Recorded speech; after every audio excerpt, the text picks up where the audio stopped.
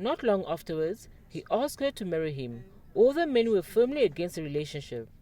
Their fear, being Vicky's skin color, represented the very repressive regime that Toivo had selflessly fought to bring to an end.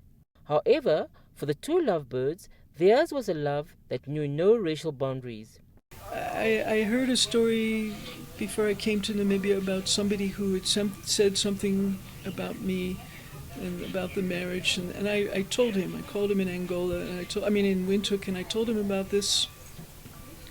He said, "Don't worry, when you come to Namibia, I'll introduce you to this person, and I'll say, here's my wife that you don't like." And and I said, Andimba, I made him promise that he wouldn't say a word to that person.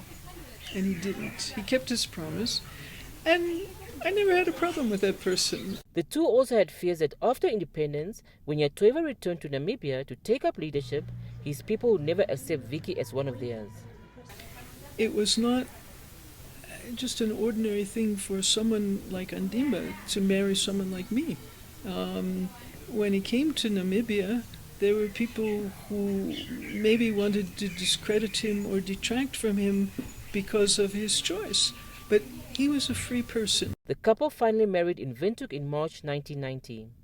And since then, Vicki will always remember her late husband as an extraordinary man who left an extraordinary legacy. She described her late husband as someone who valued being in places where they are not easily recognized and often took advantage of their freedom to enjoy walking through the streets. Wherever we were in the world, anonymously, and just enjoying being there and being together. If there is one thing that Vicki will forever treasure, is that Toivo is a beloved hero of the Namibian people. Even when I heard that Andimba had died, I wasn't here. I was in Geneva. And I said, whatever we do, there's two things that we must do. One is this must be inclusive. He was somebody who, he did not have an ounce of tribalism in him. He was inclusive. I said, we have to make sure that everyone is included.